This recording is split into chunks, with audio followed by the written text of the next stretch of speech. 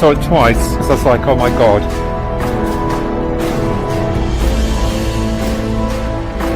That was just weird.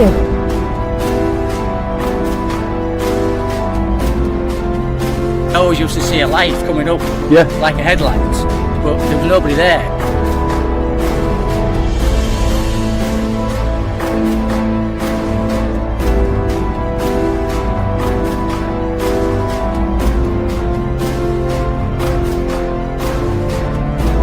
Oh, it's just disappeared.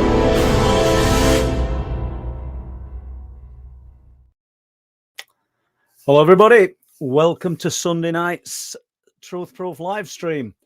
Hope you've all had a great weekend. You've just got me tonight, unfortunately. I was going to be sharing a few spooky, ghostly things with you all with Anona Blackwell, who you remember came on, I don't know, a few months ago. And she'd just been doing a little bit more research and she was going to share some things with us. So she will do. Next few weeks, no doubt, we'll get Anona back.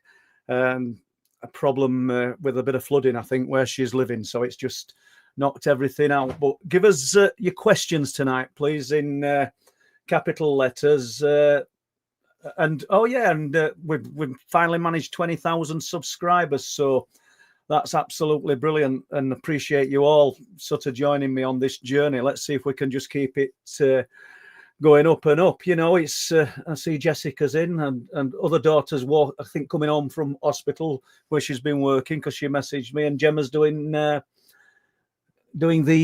moderating. So thanks a lot, Gemma, and Lee's doing it. Alison's off to see Adamant. So good luck with that one. Yeah, I didn't know he was still performing, but it seems that he is. So before we jump into it, let's just have a look who's in chat. 200 people here. So we've got Gillick, Pointer, Margaret Webster, Moondog, Tim Stoker. I think Linny will be in. Pete will be in. I hope you're okay, mate. Stan Smith. Hi, Paul. He says, hi, Stan. Andrea Dingbat. That's a good. Doc Martin's in. Good to see you, Martin. Well, it's good to see everybody, but, Simon Riley and Al Durham, even better, mate. And Matthew Cook. 40 and 23. Do you know, loads and loads of you that I've actually met in person, and it's great to have some of you on here with support, and loads of people just for support actually to meet in person, face to face. Gren Steele, Rod, 40 and Steve O. I don't know if Steve Collins is in. He always comes with some questions, because I'm depending on questions tonight, guys. So let's jump into it. And there's been a few strange things happened in the last few weeks. Everybody knows that myself, Linny, Pete, Chris Mack, we're all up on them cliff tops now. Mark, I don't want to leave anybody out, but I end up doing that. Jack's away at the moment, so he'll be back in a few weeks. But we've been having experiences, haven't we, for years? Strange things have been happening, and I've said that it's somehow ramping up. And I'm looking at these questions here. I'm hoping I get some questions in. So things have been ramping up, as I've said before. But a few weeks ago, well, last month, 6th of October, a guy came up with his wife. They stayed at Thornwick Bay.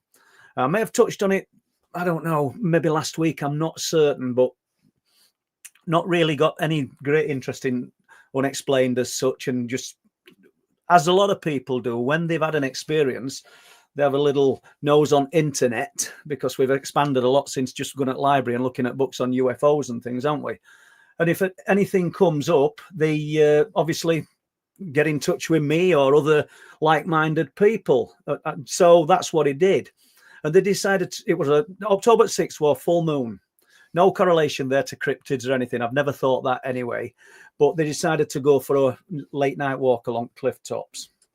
And on course of this walk, they get to what's called Staple Nuke, which is one of the viewing platforms. All things you can Google if you want to have a look on internet. And it's a viewing platform on top of Bempton Cliffs, which has been placed there by RSPB, Royal Society for Protection of Birds. Gets to the viewing platform, shines his torch down. And remember, these cliffs are, I don't know, between 250 and 300 foot there. Shines his torch down, and they're literally sheer aft at first 30 foot. And right at the bottom of the cliffs, on a full moonlit night, he sees a huge pair of eyes In his words, as big as ping pong balls. I've just done a short film for YouTube that might be going on tomorrow night, guys. So if you want to have a look, if I manage to get it done, I've got quite a bit to do or other things tomorrow, sort of family related, so I might not get to it, but hopefully that one will go out tomorrow. And it's combined with something else that I'm going to talk about now. So he sees these eyes, can't work it out because he can see everything around the eyes, but there's no body attached. So what's all that about? Is he mistaken? Is it a bottle reflecting offside at cliff? Shouts his wife. She comes and has a look. She's not far away because they're in dark. They're on cliff tops. Shines the torch down. Takes the torch away, half expecting them. And he said this thing. I'm ahead of myself. This. I don't know what it is. Is it an animal? Whatever. These eyes must have been watching them all the time because he didn't just walk on and put the torch on. He literally, they were discussing things and having a look from the viewing platform. He said, but when I put my torch down there, they were just on me instantly. So this thing must have been watching him. He says, and the big eyes. He explains that years ago, he'd done a bit of hunting. He'd worked on farms. He'd done pest control pest control involving foxes and other things. He said they were far too big to be a fox. He says, and they're amber eyes and they're looking back at me as big as ping pong balls and quite wide. So takes his torch off and shouts to his wife, expecting them to have gone. When he comes back, they're still looking at him. His wife thinks it's two objects or two, I don't know. They don't know what they're looking at, just their eyes, until they turn in unison and they turn on side and then they're stuck out like, I likened it to a ping pong ball cut in half. And then he said, and they're just illuminated, they're lit up. So we got that were an interesting, for me, that were an interesting sighting in itself, an interesting report that we've got something that sounds, that sounds remarkably, well, it's like an animal. It's moving. The eyes are moving as one, but there's no body attached. What's that? Is that paranormal? Is he mistaken? There's two witnesses all singing from the same hymn sheet, saying what they've seen. I hope you guys can hear me. I think you can. Saying what they've seen. So that's interesting. And then we jump forward to just last week. I haven't got exact dates. I can't remember dates. I think it might have been Tuesday. But there's two men come from, where did they come? Herefordshire. And they've come up for a few days. And they're walking along the cliff tops. I think I spoke about this as well. And as they're walking down very close to where this man and his wife saw the huge eyes, they light up what they believe is a big cat. Now, this is at bottom at cliff, jumping back to October 6th. I don't think it's a big cat. He clearly says, I was doing everything with my torch to try and light up the area around it. He says, but there's no head. There's no shoulders. There's nothing. There's just eyes looking at us from 30 foot away, he estimates, 10 foot down the cliff. And then they go down and then they just drop sheer. And as they're going down, they're pretty steep. So these lads light up a big sandy coloured head, eyes far apart, adamant. Both men think they've seen a big cat. And they're between, because myself and Ian interviewed them last week and they allowed us, just random, we didn't expect doing it, and they allowed us to interview them on cliff tops. It's a bit of wind noise, so if you listen to this tomorrow, guys, don't jump all over it, because you take these opportunities when you can. We weren't going to get another chance, so, and myself and Ian asked them some relevant questions, and they were between 15 and 30 foot away from this cat. And they're quite adamant it was a big cat. They said it looked like a lynx, but didn't have the tufts on ears. And very close, as I'm saying, to where Rob and his wife on October 6th saw the eyes. Is there a connection? That's what I'm getting at. Because, I mean, I've put quite a few bits on about big cats in the area. And, it's received a lot of positive comments. Of course, you've got people who are saying that they're not here. There's not enough food, or we're all talking a load of rubbish. But I just said to those people, look at the comments. I mean, the one from North Yorkshire, there's hundreds of comments. And in those hundreds of comments, there's lots of people saying that they've seen one. So I think the probability is that they're there. I think that Boyd and Luke, who saw the cat the other week, did see what they're saying they've seen. I don't mean my problem, my sort of conundrum is the eyes. Is that connected to what they'd seen? I don't really know. What do you guys think? And I hope I get to questions. So let's have a think then. This last week, Lee Roscoe's been up to area, Mick McLaren and Harlem and the guy called. Good God, I can't remember his name. I only met him once. Nice fella as well. So apologies. I think Dale got it. And they'd visited a few places of interest, and they went to Willie Howe, and the burial mound just between Wold Newton and Burton Fleming. And I think they got I know they got a drone stuck. I don't know whether it fell out of the air or something went wrong, but it ended up in a tree. And I think they used another drone to try and get it out. I think they got one out and then got the very expensive drone stuck. So myself and Ian, the following day, we didn't say out to them that night because we didn't know if we'd be able to retrieve it. But myself and Ian then the following day in the rain went and retrieved the drone. We managed to get it. It were about 50 foot up in air. We got loads of poles together and it were a bit of a job. It looked like Ian were going to do some pole vaulting. He's not done it for years, but no, we got the drone. That's the main thing. And drone's been reunited with its owner. It's broke, but it's insured. So that's just out the way of things. So where am I going with this? Willie Howe and the drone's acting strange. There's a model aircraft club a little bit, probably 200 yards away from the burial mound. And a good friend of mine has flown model aircraft out of that club. And he said on lots of occasions, not just odd one, that the planes just literally fall out of the air, or they'll get them going and they'll just carry on flying. So that's unusual, because I want to take us back to 1996/97. Same thing. Bearing in mind, there's a model aircraft club there and a little airstrip. There used to be an airstrip for light aircraft. And I was contacted by a pilot there, and I've talked about this one before, but I think it's relevant due to just us talking about the drone and then talking about other little, I don't know, strange anomalies that take place in and around Willie Howe. I know Steve Collins heard the strange sounds sat on Willie Howe when he were having a coffee earlier this year. But I don't know if Steve's in, but he did. But let me get to it. So this guy's flying up the coast in his light aircraft that's not equipped for night flying. It's a vintage aircraft.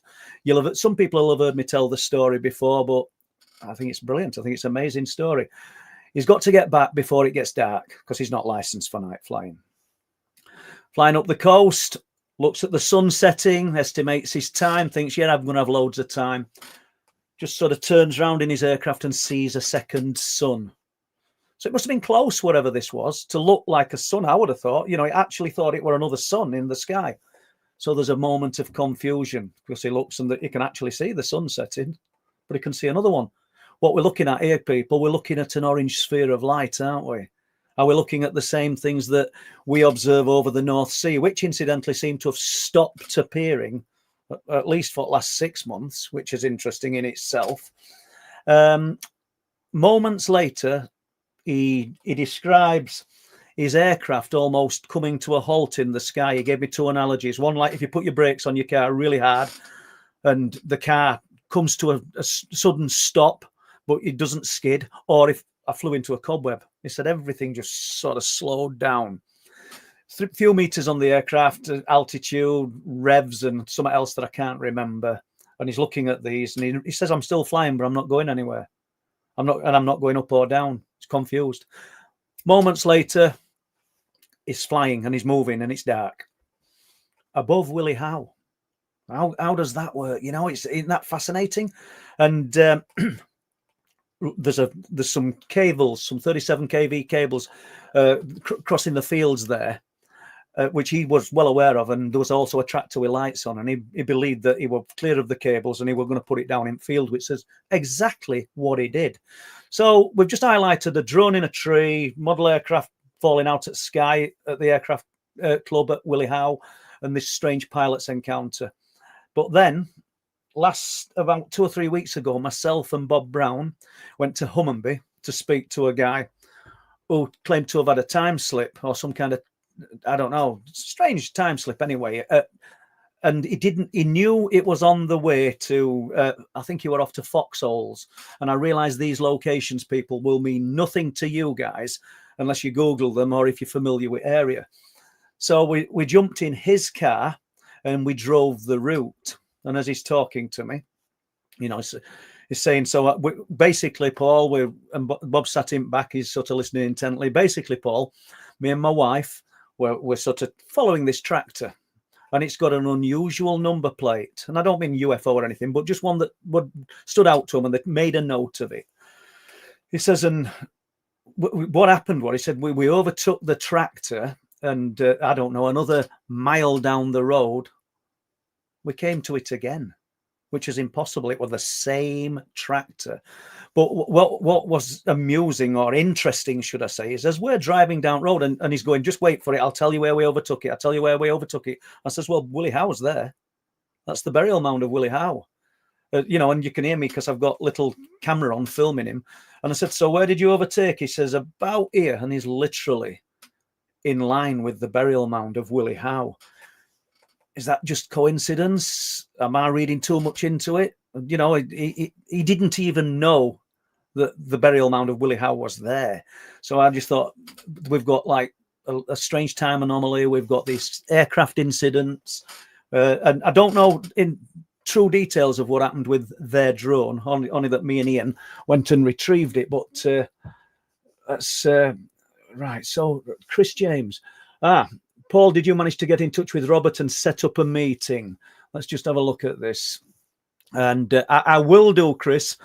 It sounds like it is an excuse, but it's a valid excuse. My life's unbelievably busy at the moment with some family members that we're helping, but I will do, because Chris James has been kind enough to facilitate a meeting and get a live stream going with Robert Salas, which there'll be people in chat who will know who this man is, and I know Chris talks to him, so Chris will be involved in that. So it's something I'm going to have to do, Chris. Yeah, I'm going to have to do that, mate. Let's have a look here. We've got this here. The news and documentaries stick to the physical alien UFO explanation. However, would you agree it is clearly a stranger spiritual hyperdimensional issue? It's not as easily explained as just saying aliens. Yeah, I would agree with that. Yeah, you know, I wish I'd got an handle on what we're dealing with. I really do. You know, I mean, I tend to think it could be part of the old spiritual thing, that even the ghost aspect of it. You know, I used to think years ago that ghost was some kind of residual energy, some kind of tracing. But even the ghost element, to me, and people are going to shout me down, but there's an intelligence to it. Well, nobody ever captures these things on film, do they? And what do you think? I mean, what do you think they're as interested in us as what we are in them? You know, I'm not sure it was Mark that said on Cliff Tops, not talking about ghosts, but talking about the unexplained in general. There's miles and miles of untouched land in the darkness, in the daytime. Nobody's there, right or left of us. Yet the phenomena's choosing to interact with us. Why? Do you know what I mean? It really is a strange one. And I can't answer it. Let's have a look what Rod's saying. Didn't really answer your question. Can you talk about the videos in your intro? Don't think I've seen them all before. Well, Jessica sent me some more music today. As you know, Jessica and Nick have got a little music studio, so they're responsible for music, and they sent me some more for some short films. So I will be doing another one. Now, the one, we haven't got it up to play, otherwise I'd have to stop stream to play it. But there's the SpaceX on there. You know, we're not trying to say it's some kind of interplanetary spaceship. I mean, the explanation for SpaceX, we're all over the news, and I feature that one on that little intro twice. It's got a bit SpaceX, hasn't it? Only thing that we found fascinating, well, we filmed that for over 12 minutes, and all the news items said it were visible in the sky for a few minutes, which is interesting. So we put that on. There's a purple object that's sort of moving through the clouds that I filmed while I was with Pete. There's the light forms when you can hear the guy go, "Oh wow, that's Jason who did me the cover for Night People." He were up on cliff tops, and those lights that you see just flashing on and then going off, they're actually bright orange. But the Psionics camera decides that it wants to depict them as white for some reason. There's literally loads and loads and loads of footage. I did some work for History Channel earlier this year, and they've got a bit of the footage. So some stuff that you've never seen before. But there is loads, and what I'll do another intro and put some more footage in it. Most of it's what I've filmed. There's that incredible footage what Ian filmed. That's got to rank among some of the best footage I've ever seen in my life. So that's absolutely amazing. But I'm sure there's people out there with things equally as good. I know that there's people out there with pictures of the big cats. I've got some footage of a big cat. Played it to Plumber, actually, who came to property a few weeks ago. And he didn't even hesitate. Said, "Well, you've got a big cat there." And he actually screams. He actually calls out. Somebody sent it me. I haven't filmed it. And I've probably sat on that for about 2 years, if I'm being truthful. Right, let's have a look. Let's see what Al Durham says. Paul, have you seen the Age of Disclosure documentary yet? If so, I haven't seen it, Al. I wish I'd have realised, Al, because you would have given us some good insight on that. You could have spoke about it tonight on here. No, I haven't seen it. I'm sure it'll be good if you're talking about it, because he'll know what I'm going to say, and he don't like it, don't tell. But this is one of the people who will do the most thorough research that you could ever wish for. If you send Al something, it comes back and you've got all the detail on it. So yeah, I've not seen it though, Al. So let's have a look. Paul, have you had any luck with the audio recorders? Anything to report? I was in there, Gavin, on Friday, and I placed another 2 in and 2 trail cams, and I was in there again last night with Chris Mack. And I thought to myself, because obviously it's on a Saturday, but I know one of them won't last long because it's near some running water and the voice activated. So probably that's only going to last, well, I don't know, as long as that battery lasts. When the voice activated, you get hours and hours out of them because they're only reacting to sound. If it's listening to the running water and recording that, we're not going to get much out of it. But I'll probably go in Wednesday, Thursday and retrieve them. And be fascinating to see what else we can pull out of them. Like I said, it's such a boring process though, because I think I'm probably missing some things, but not everything's paranormal, is it? I ran some past Michael and a few other people, and we'd got somebody with an it sounded like an high performance car thrashing it through Danes Dyke. And in either early hours at morning or stillness at night, it just absolutely sounds wicked. It sounds like a jet engine roaring, but you can hear it going through gears. So that's not unexplained phenomena, is it? I say we went in there last night, nothing to report. And I would think 99.9% at times that you go in these places, you're not going to see or experience anything. We've been up there all last week and very little on cliff tops. But then again, we've got Boyd and Luke who saw the cat, which is great. It just adds more meat to bone of what me, Pete, Linny, Chris, Mark, we're all sort of looking for some kind of evidence, not just to tell you guys, but just some kind of evidence of something.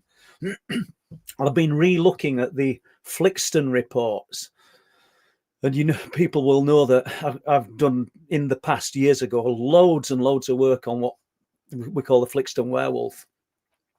I never thought I'd be talking about something like this. Seriously, didn't. You'd think it was something from an horror film. And the product of Hollywood movies or British movies, but there's something to it.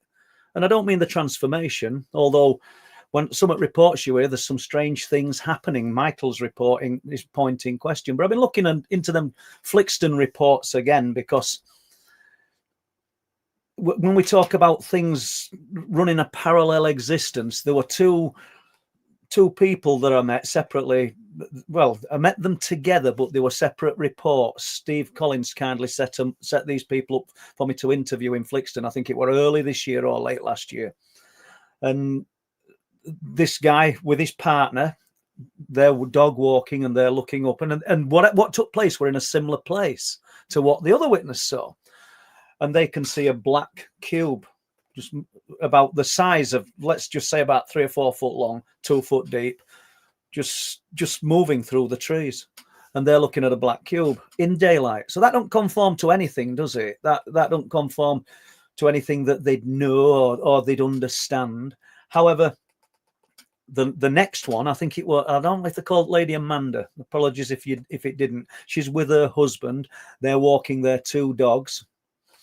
And if you've never walked up into Flixton Woods, it banks up at the sides. Well, it goes down steep at one side and banks up at the side, about 6 or 7 foot, and then goes a steady gradient up to RAF Staxton Wold. But there's all trees in between, obviously. You've got a woodland. So their dogs, sort of just alongside of them on top of bank. And that's what they think in their peripheral vision. They just think both dogs are outside of them, 6 foot up, running along the bank. Suddenly, one of the dogs is not, and it's running towards them, yelping and screaming and frightened. They look where they think there's 2 dogs, and their other dog has something else paralleling it, something else that's got all fur on its back and a bushy tail, but nothing else. This is exactly what they're telling me. Essentially, it looked like a sausage with fur on its back and a bushy tail going along the side of the dog. The other dog's absolutely terrified. There's nothing else. There's no legs. There's no head. There's nothing. So what are we looking at? What a strange report to make. And why would you make something like that up? They're not doing. I'm absolutely certain they're not doing. So their dog ran off. Absolutely ran skittish and disappeared. The lady, I think she went home with her other dog and then came back because her husband went to find the dog. She came back with a vehicle. I'm sure that's what it was. As she's coming back, he's rushing. He's saying, "Come on, quick, get dog in car. It's following us." And this thing were following them. They got in the car and drove away. It's fascinating. These are stories that are totally, they're not detached from the other type of phenomena, the UFO and the ghosts and the spirit phenomena, but they're equally as interesting, but they kind of get overlooked. They don't get looked into as much as what they should. Don't you find that fascinating? I find it absolutely intriguing. And the place, bizarrely, where I can't think what they call the guy, but who saw the cube with his partner, and the place where the lady saw this furry covered back and the bushy tail with her husband, it's the same place. We're talking within 50 yards, the same bit of woodland. So to me, they're all places that sort of require a little bit of observation if you were going to spend time up there in the night or in the day. Clearly, whatever were performing and producing that effect there didn't need the cover of darkness. What it attracted to dogs? Are we looking at the traces of what people would call the Flixton werewolf? Who can say? You know, I mean, it's a jump too far for some people, isn't it? But they can't all be wrong. They can't all be sort of imagining this. Let's just go up here and let's have a look. Where has Mr. Paul? Where has Mr. I don't know what that one means. So we'll just let's go here. Let's have a look. As Paul, so James says, has there been any more conversations appearing on your answer phone? No, but we're getting voices on the phone. Other people are hearing them as well. It's usually at other end. I'm not hearing them as much as the people I'm talking to. Myself and Pete were talking other week, and someone spoke, and I heard that one. I couldn't make out what they were saying, but Pete could. I think Pete's wife were in house as well, and it were on answer phone. So we're getting that, and I haven't got pardon the pun, I haven't got an answer for it. I really haven't. The conversation that really, really got me, as I've spoken about before, was the conversation between myself and my auntie on her landline. And that conversation appeared on another phone, somebody else's phone, on their answer machine. And the only reason we know is because my wife went and listened to messages, because we organised this person's appointments and everything else for them, and we wanted to check that there were nothing missed, and that conversation were on it. I don't want to bore you guys with that one too much, because I don't mean you were asking it, Jane. It were worth asking, but I know I'd done it, and you don't know. I don't know how repetitive I must sound when I'm looking at these things, and yeah, I don't know. So just before we leave Flixton and these little bits about Flixton, has anybody ever considered, and you will have done, what if some elements of the unexplained are low intelligence? What if whatever interacted with that lady's dogs, what if it's just like a dog and it's interested and curious and just wanting to interact? What if there's no malice, there's nothing? What if it's, just wanting to just communicate? And I mean, we were told by a medium and on the cliff tops that whatever it was, there's some elements up there that want to communicate with us but don't know how. Is there any truth in it? I don't know. I haven't got an answer. I mean, I wish I had. I love it when I listen to some podcasts odd times. I don't listen to loads, and they're telling you all detail and they're telling you how they know, but very rarely does anybody know when it comes to this subject. We're all sort of feeling around in dark, aren't we? I mean, when we pass, I hope I'm breathing for a few years yet, but when we pass, do we become the phenomena? Do we become, because it's almost like when people go ghost hunting and wanting to communicate with spirit, they're communicating with unexplained phenomena in a way. So we actually become unexplained phenomena, or the phenomena ourselves, do we, when we pass? I suppose we do. Let's have a look what we've got here. Ian Linney, Paul, two times now when Phil has turned up, we have seen two torches. I'm glad you've put that in, Ian. Now we're going to talk about it, but once again, Ian adding this, it adds more truth to what I'm saying, but we've seen it. So these are strange, quirky things that are happening up there. I mean, we'll jump back to the first one when Jeremy got his car door tried when he was sat on phone in dark before he came down to us. We're looking with a thermal camera to see whether we can see whether it's him, and if it is, we'll flash a torch so he knows not to go right instead of going left. And I said, it's not Jeremy because there's two people. So it's not him. When he turned up, he's alone. He said there were nobody with him, but we could see two heat signatures. A few weeks ago, there's a guy come up he was here last week. He was staying in an area called Phil. A few months since, maybe 6 weeks since, he came and stayed for 4 or 5 days in area, and we can see a heat source and a torch coming along the cliff tops from the Danes Dyke end. And we see two torches. Not right close together, but literally you should have been able to turn around and say hello. Do you know what I mean? That's how close they were. I don't mean they were like 10 foot away, but no more than 20, 30 feet away. We see two torches. And I look and I said, there's two of them. Must be fishermen or something. Out of the darkness, Phil arrives. I said, were there anybody with you, Phil? Said, no, on my own. And I was turning my torch around all the time. We took him home, or back to his Airbnb, because it unnerved him. But we saw it. And then guess what? This week, he's coming from Speeton. We didn't know he were in area. So we can see the light coming over from Speeton, a torchlight. Put the thermal camera on. So there's two of them. And then we all see two lights. Not far apart. We're not talking like 100 yards. They're fairly close. He arrives. He's on his own. What's all that about? It really is. That I find that unnerving. I find that really unnerving. That sort of throws me back to the fisherman at Hornsey who saw the pixelated figure just vanish out of existence. It's that these little scenarios are quite unnerving. I think they're quite frightening. Let's have a look. Steve Collin. Let's have a look here. Paul, has someone contacted you about the ghostly sighting they had walking down Steve, I saw this. They haven't contacted me yet, but I hope they do.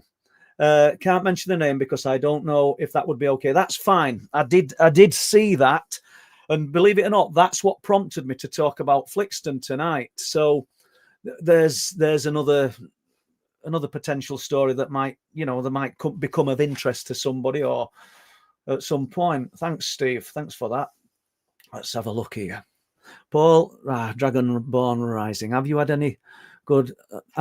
and the doctor had any taking advantage of the stratification tool. We're not getting as many reports in as what we'd like. So I know Martin's in chat, or he was.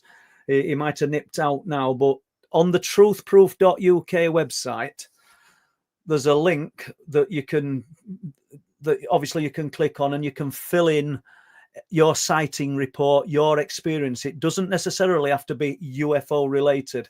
And we realize now that we might have put we might be asking too much information initially, and it might be, oh God, I'm not filling all this in. You know what it's like when you take a survey. I don't. I'd switch off from them. So that might be what it feels like. So basically, we're going to readdress that, Dragonborn, because we do want the reports. Because Martin and myself, we're going to look for patterns in the data, but there's not enough data to find any patterns at the moment.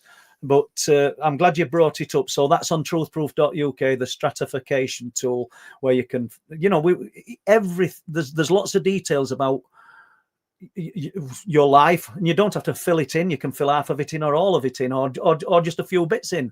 You don't have to do it all, but it just gives us an idea of what people are seeing and what kind of mental state they were in when they had the experience. Meaning, were they elated, particularly sad time? I don't know. And do they relate to certain types of experiences? Obviously, we don't know yet, do we? We've just not got enough information. Let's have a look here. Kirby, I'm interested in the phenomena using electronic devices to communicate. Are you experiencing phone interference? Yeah, correct. Do you think it's some sort of communication?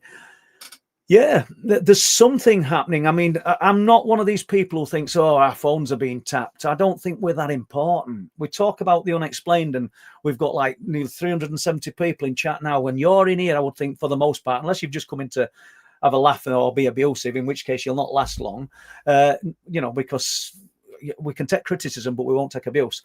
But what I'm saying is most of the people in here are in here because they've had an experience, or they're looking for answers. And I don't know whether it's unexplained phenomena, and I don't know whether we're high enough on the radar for some government body to be interested in us, because this thing's clearly happening on the phones, without a doubt. We're hearing voices on the phones. I mean, if Chris Mack's in, he can just type. I'm not even going to say it, am I? Because I know there's a load of questions, and I have to take them as I'm seeing them. So I'm going to say this wrong. But when we went to Dane's Dyke last night, I got speaking to Chris, who was with me when we were walking around the dike, and Chris said, "Did Darren ever tell you about that light that came out of the mist, and it was static and crackling?" This is as we were walking about 2 months ago, and instantly my phone, which is locked, it's a 25 Ultra phone. But it's never done it before. It's never done it since. Just suddenly sprung into life and started talking about static electricity to us. It shocked me that much in darkness that I turned around. I thought there was somebody talking behind me.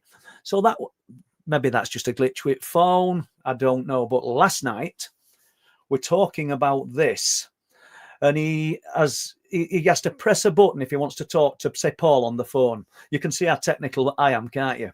I mean, my old Honda. So he presses a button on his vehicle, and he can access his phone and talk to Paul. He has to press a button to switch it on. As we're talking about it, it come on. I'm probably not going to get to Chris's reaction to that, but it came on. So is that phenomena interacting with us? Are we imagining it? You can't imagine it. Well, I'm either a complete liar, and I pressed button and said, "Look, what's happened, Chris?" But he's driving and he's sat outside of me, and it's his van. I wouldn't know. So I don't know. It's just interesting, isn't it? It's just interesting. Let's have a look. Let's have a look. Do you plan to do any conference talks next year, Paul? I don't know whether there is any, Steve-O. Well, there are actually, yeah, because I've been asked to do a few, but I've just had to put a lot of things on hold, just due to other things that are happening, and which. It's not ideal, if I'm being truthful, but Chris Turner, and I haven't spoke to Chris all week, and I'll have to give him a shout, check everything's okay, which it will be, has been sort of talking about us doing a conference, and Ian's mentioned it as well, and it might not be a bad idea. We'd have to find a suitable venue and put a conference on and like multi-phenomena. Somebody talking about UFOs, cryptids, you know, cover the lot instead of just say, you know, just sticking to one sort of aspect of the subject. I think that everything's connected. So for my money, it should be something multi-phenomena based. So yeah, conference into bad idea. Let's have a look. So 40's in. Good to see you. Mark the Spark. It's always good to see Mark the Spark. And I've got to get him back on because this guy's got so much interesting information to share, and he can lose me and find me when he's talking about ley lines. Paul, congrats, 20k. Did you know the Rudston has been proven to be on a major ley line? I did know that, but that's about as much as my knowledge extends through Bempton. So you may be on a hotspot for Earth energy. Yeah, and plus we've got the Bempton fault there as well, haven't we, Mark? But Mark really does have a lot of sort of out-of-the-box ideas. So get in touch with me, Mark, and let's see whether we can get something set up to come back on here, if you could, please. So, yeah, the Rudston monolith, is it fabulous? People say it stands in the church, the Rudston All Saints Church. It stands in the churchyard, but it doesn't. The churchyard stands in the grounds of the Rudston monolith. Let's get it right, because that monolith was there probably thousands of years before church. Do you know? So we can't, we can't, just because, I don't know, church is more prominent, isn't it, now, than some monolith. But let's face it, the monolith's an important piece of stone. Plus the fact that when I went to it with Pete Masters, and I don't know if Pete's in, we got the 1.6 gigahertz. It's almost as though, I don't think the 1.6 gigahertz is a phenomena, but we went there looking for it. We went to various locations looking for it, and we found it. We got the computer on. We recorded the data. And Pete's electronics expert, by the way. Paul isn't. So, you know, we got all that. You know, we found it at the back of the RAF Bempton. But when we revisited, it's not there. When we revisited the monolith, it's not there. What's that telling us? You know, Boyd and Luke came up the other week, and I'm pretty sure that what they saw were flesh and blood. They said it. The only elements taking it away from that, and I'm sorry for taking you away from these ley lines, is the fact that on October 6th, when Rob and his wife saw the eyes, he said everything went quiet, and he noted that. Luke and Boyd said everything went quiet, and they noted that. But they didn't note it in the form of the woo or the strangeness. They just noted that everything had gone quiet. So whether there's a connection there, I don't know if there's a connection to the eyes and the cat, but I'm all over the place here, guys, aren't I? So yeah, hotspot, the Rudston monolith. Yeah, I think we're onto something there, Mark. Let's have a look, Mikey. Let's have a look. May I ask about Les? Of course you can. I haven't seen him in ages. Is he okay? I'm assuming he's okay. He's doing a lot of work now for at Hull Marina. I don't mean literally. He's not chopping bits of wood up and stuff, but he's documenting the sailing ship, the HMS Pickle.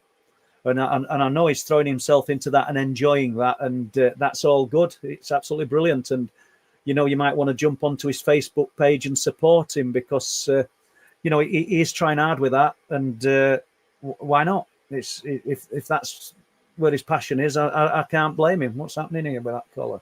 But yeah, all good. Let's have a look. Doc Martin. No. Right. Have there been any more shadow people seen? Thoughts on what they are?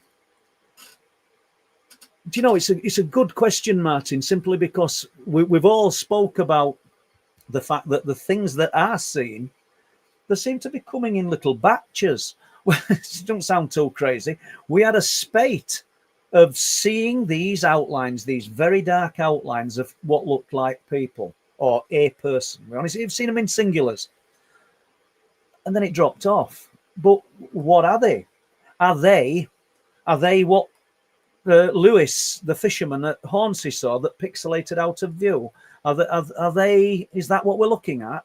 Are they part of this eye phenomena? The eyes as big as ping pong balls, but there's no body attached.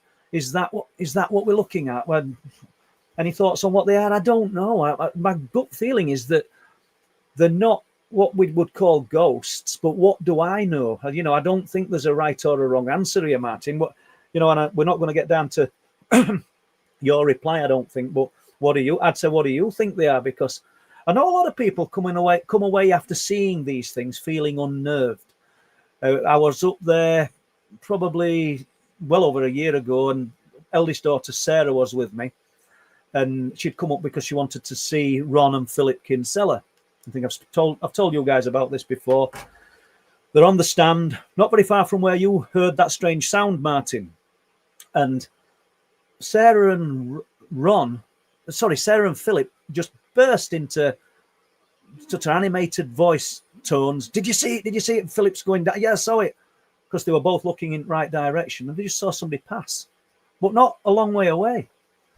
So many people have seen it, and people unconnected to the group of people that we're going up with. Past a guy on path, I think I was just with Pete, we're going up back 2 years now, and this is not a strictly shadow type person. Shadow person, what a weird thing to be saying. And he's walking along the cliff tops with his dog, and he'd got his little dog with him that night. We passed him, and is it Paul? Yes. He says, I've got something to tell you. And once again, Paul took advantage. I asked us, can I record this? And they let me record it.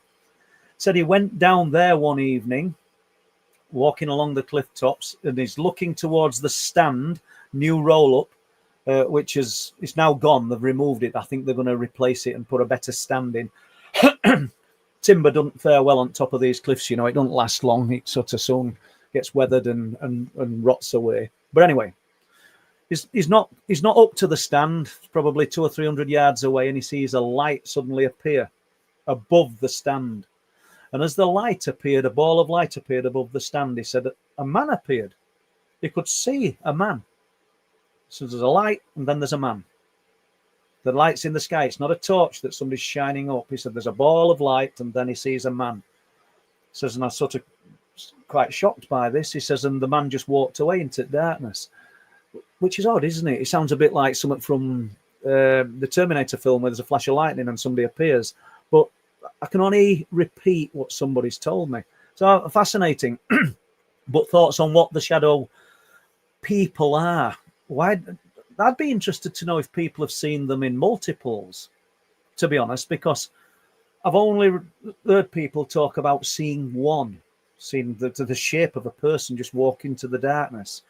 You know, there was the guy that came up with his wife, and he saw it walk. The stand that we're talking about, new roll-up, was like an horseshoe. So if you were at one side of it, you've got about 10 foot to get to the other side. And on a dark night, it's very dark, so you're not going to see lots. He said he saw the shape of a man just walk up the other side of it. Never said a word to his wife. Not a word. And I did a short on it probably last year. He said, I just said, come on, we'll go home. And they walked along cliff tops and got back. When he got back into his vehicle and set off home, that's when he told her, because he didn't want to frighten her. And he's quite skeptical as well. So then we know about Wendy and her husband, another skeptical guy who saw the legs walking at the side of him. It's just, some of these things are nuts, aren't they? Let's face it. I don't mean the people are nuts. The things that are reported are nuts. Let's face it. Flixton, the fur-covered back of something and a tail and no body. What are we talking about? If we're going to make a story up, let's make it up. Let's make it sound really interesting. I mean, I don't think they're making it up, by the way, but, you know, I think they're on the level. That's what makes all of these things so interesting. Let's have a look. That's interesting. Because are you going to start doing any truth-proof merch? Well, it's funny you should say that, because I spoke to Martin today, who's just given us that question, and he said exactly the same. And I did have some cups done, and myself and Chris had some last transmission cups done. So I might have a word with Don and see whether we can get a page on website kicked into gear. It's all down to time. Everything's time with me, and I'm useless with tech. I've got to admit, guys, I'm pretty useless. So setting things up to do like that, it's, you know, I need a bit of help. I'm sorry for saying it like that. Need a bit of help, probably with a lot of things, but there you go. Excellent question, Jane says. There you go. So, yeah, we ought to do that, because I have a load of T-shirts, you know, all printed off, and they'd all been done with sublimation, you know, good printing ingredients and what have you, if that's the word, and the cups as well. But it's something that I need to get on with, yeah. It's same with, are you going to write another book? Time is just sort of eating in to other life, and other people are eating into my life at the moment, and yeah, I've got to be there for them. Sorry for saying it like that. I don't want to dwell on. And let's just talk about the books briefly. Night People, along with the 4 Truth Proof books, 1, 2, 3, and 4, truthproof.uk if you want to get the books. Got some great reviews from Whitley Strieber on this one, Nick Pope, Howard Hughes, Robbie Williams, Philip Mantle, and I think Night People's great, and I'm going to say that I've written it, and but I've sort of bared everything and said it how it is and why I'm involved in the subject in Night People. So there you go. The other books, there's no order in which to buy 1, 2, 3, and 4, because they're all reports. They're all you guys' reports. Everything is about first-hand accounts from the people like you people in chat. That's what it's all about. And obviously, we've got the Wolflands DVD, which is on truthproof.uk, or you can get it on Amazon Prime as a download. And myself and Les made Wolflands, and I'm on with another one at the moment, but I don't want to make any commitments and say when anything's going to be done. Let's have a look. Where we're going with this? Really enjoy Truth Proof, Paul. Are you still planning on further last transmission content? Absolutely. I think what's happened is, I'll not go on about it. You've just heard me on about time and fitting things in for myself. I've even had to knock the Thursdays on Ed for now. And same with Chris. He's just absolutely pulled out with work. I've not spoke to him for probably 2 weeks, but I will do. I'll make efforts to speak to him maybe tonight or tomorrow and just see how everything is. But yeah, everything. I suppose it's like you guys. We've all got things to do in our lives, haven't we? And but I love doing this. I like these Sunday live streams where we just kick ideas about, and like I've said to you before, it's your channel. You know, if you really want to come on and share some content, share some information, get in touch. I know people have, and it's been great listening to what you've had to share. Let's just have a look. And I'm loving it because you gave me some questions, and I've got loads. Look at all this. I had got quite a bit lined up to talk to you about, but you're saving me doing it. So, you know, let's have a look here. I hope I don't just click on a question and it's somebody shouting at me. Aren't these eyes just 2 spheres of light manifesting as eyes? Yeah, it could be. Seems to me the phenomena is shape-shifting. I wouldn't disagree. I wouldn't. It is more plausible is when said like that, Nathan, because you can't imagine how something would be so incredibly and technically capable of just producing eyes and no body if there was a physical to it. I don't know. That's all he saw. I mean, when I put the short film on, it's about 20 minutes, and tomorrow or Tuesday, you listen to this man describing it. I've only got audio of him. I've got audio and video of Luke and Boyd.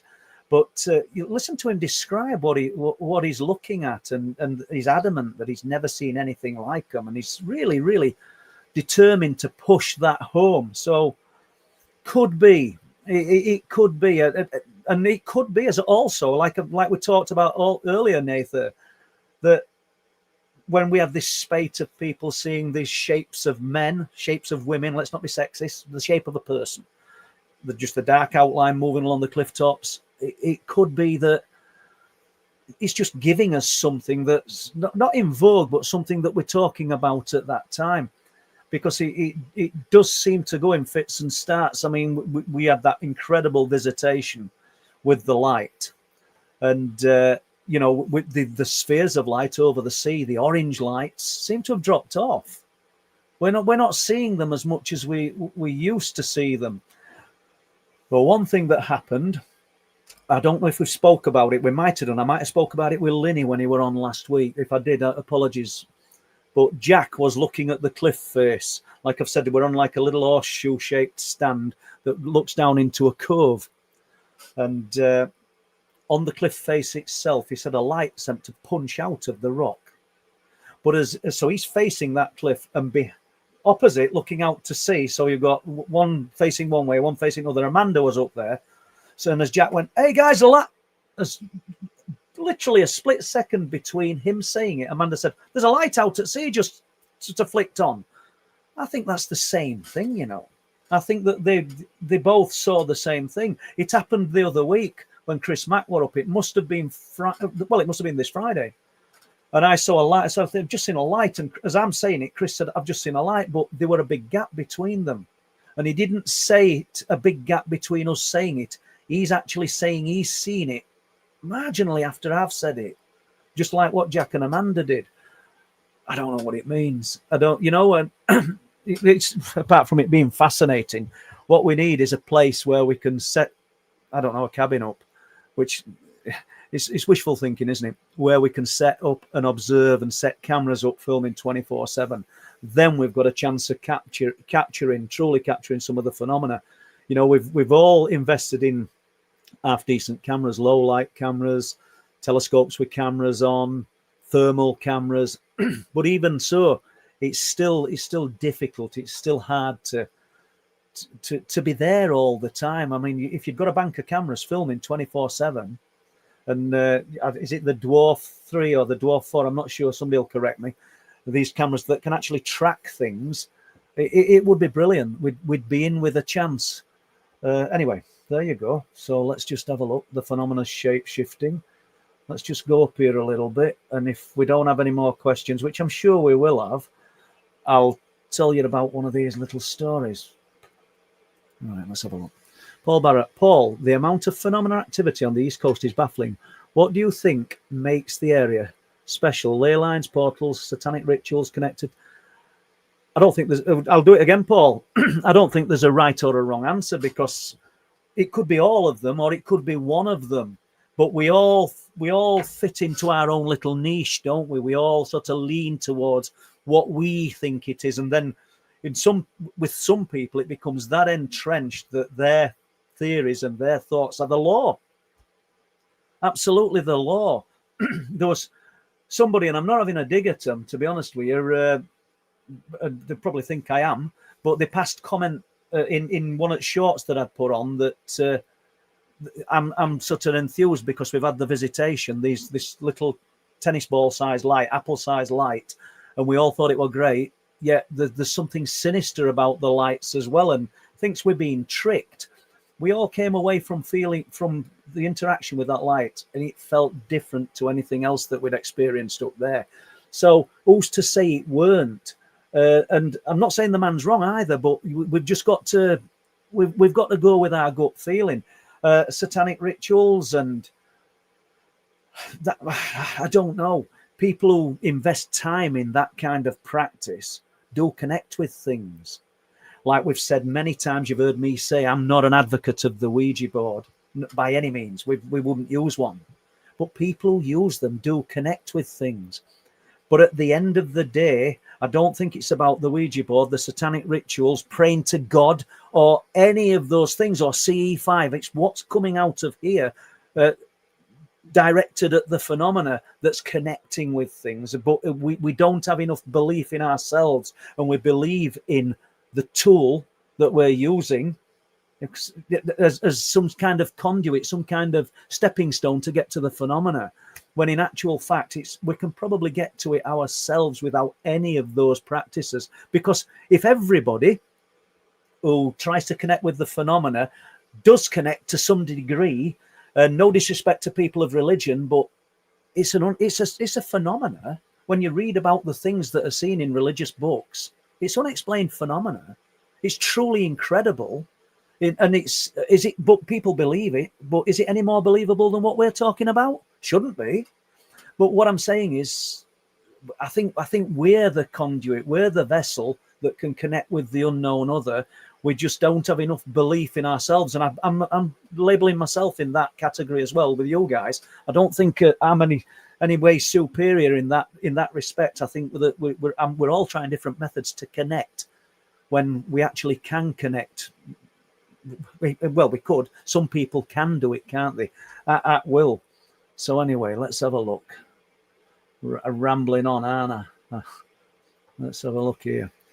Hi, Paul. Any update on the sky flashes over Whitby? Yes. Just a little bit of an update, Amanda.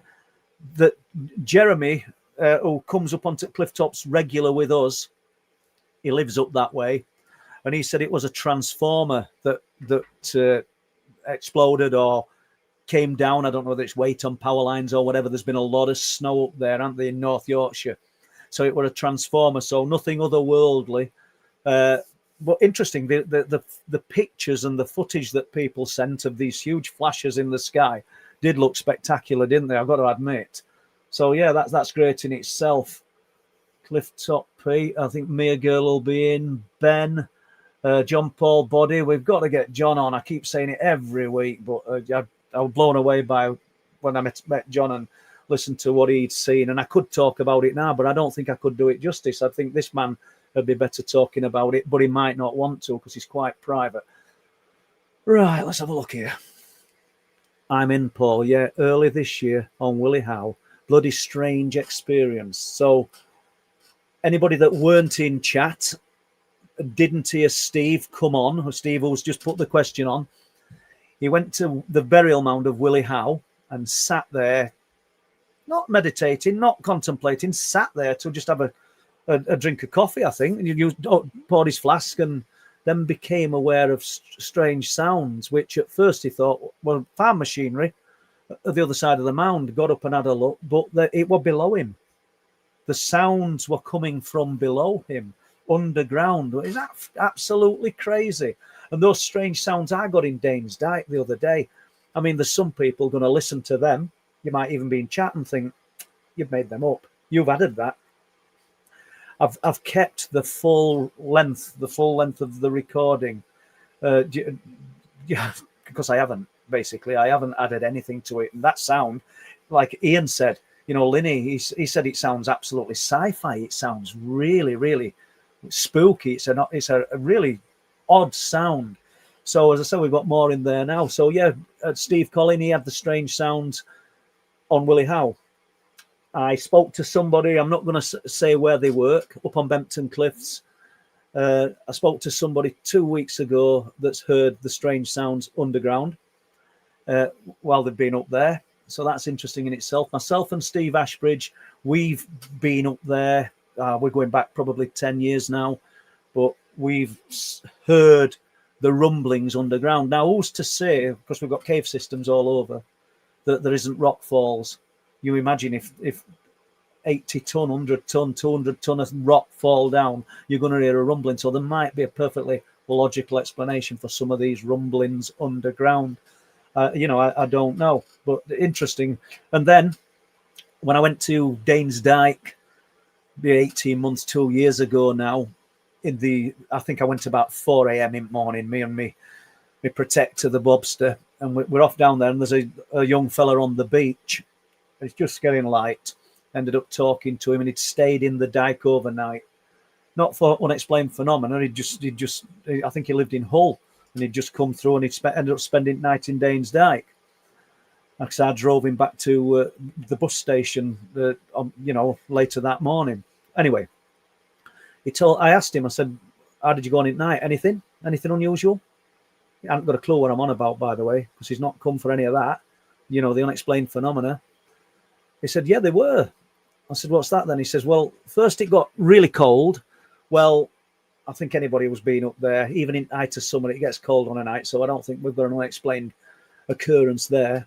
He said, but then there was a sound like, and let's try and think about how, like imagine a big machine, like a 360, a digger, or with a big bucket on it that's dragging it along concrete. So you've got some weight and some power. He said it sounded like that. Sounded like a machine being dragged along concrete. And I said, whereabouts? He says, in woods with me. So that's odd, isn't it? When combined with these weird sounds that I managed to record, the other day. And then you've got the security guard who used to work at the golf course. And he talked about the strange animal And he said the sound that this animal made, he said it hit him in the chest like a sonic boom. It's nuts, isn't it? Don't you think? Either that or I'm nuts, which is probably true. Let's have a look. Right. I missed a Skinwalker question. I'm sorry, guys. I'm not going to go back to it, but unless this is the same one that's just come round, it sounds like an anomaly like the experience at Skinwalker Ranch. There's a lot of similarities.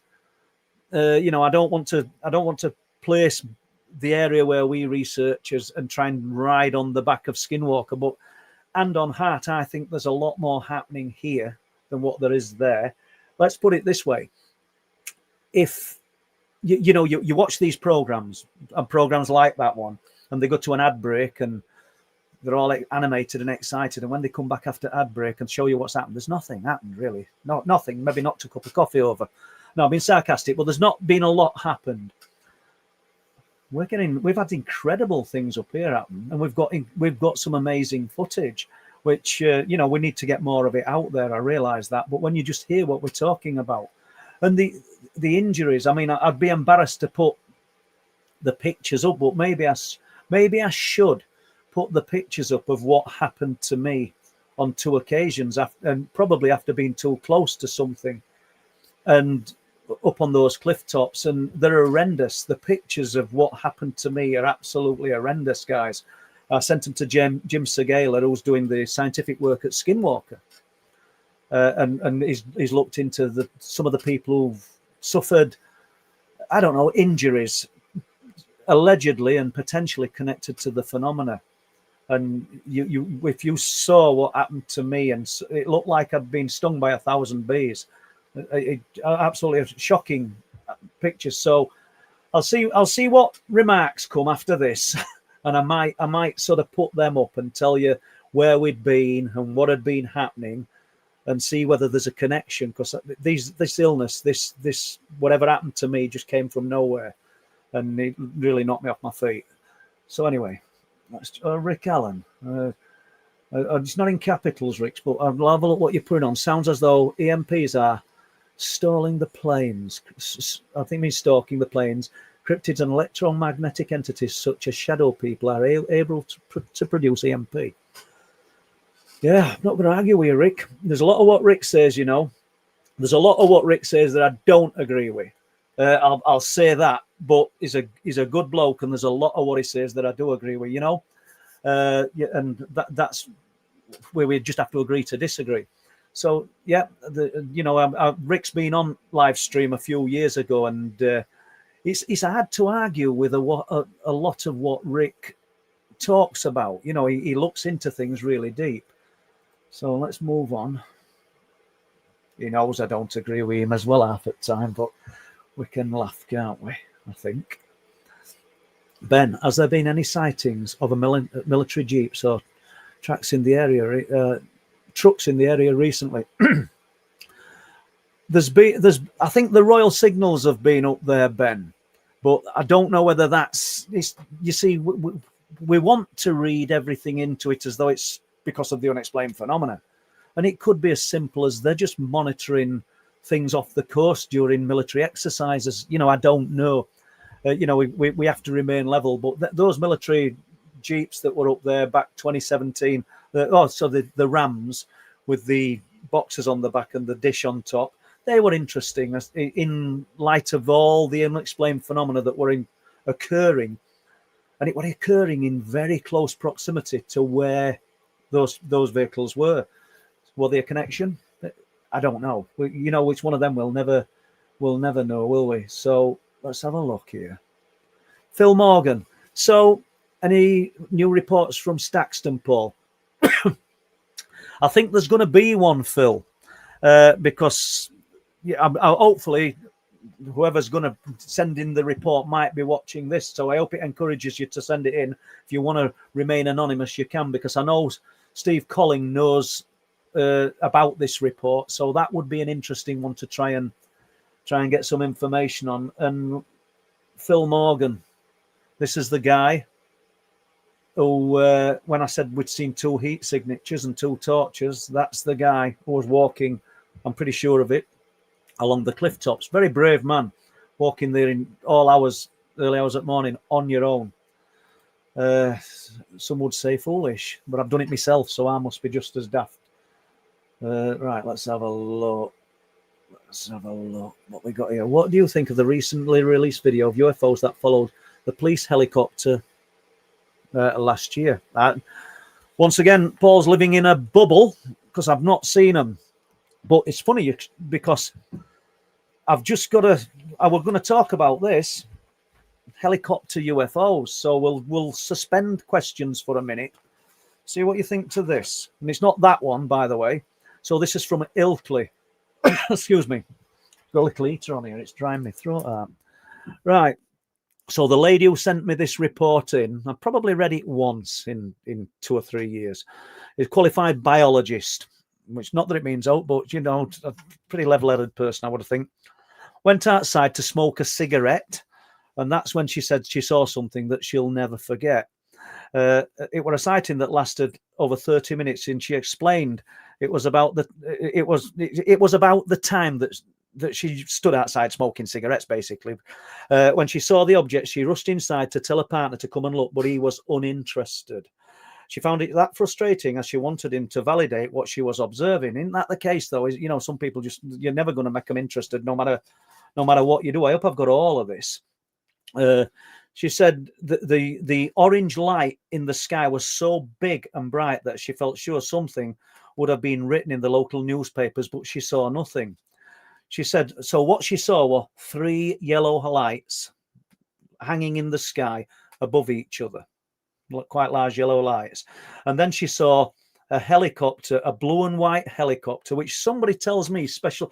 I could be wrong here, so and I'm not going to get to see anybody reply with this, but said it's Special Forces helicopter. But she said there was a blue and white helicopter, just observing them, 30 minutes. The lights were vertical, one above the other, and the helicopter was horizontal to the lights. In her estimation, they were about 1 meter round, bright orange or gold in colour. The helicopter was facing them and 10 meters away from them. That must have looked incredible, don't you think? Just coincidence that you mentioned the helicopter, and I'd got this. I thought, well, if nobody asks me any questions, we'll kind of talk about that. She said the lights seemed to be flashing in and out, sort of not out of focus, but just slowly going off and coming back on. After about 30 minutes, they switched off one by one, and they were gone.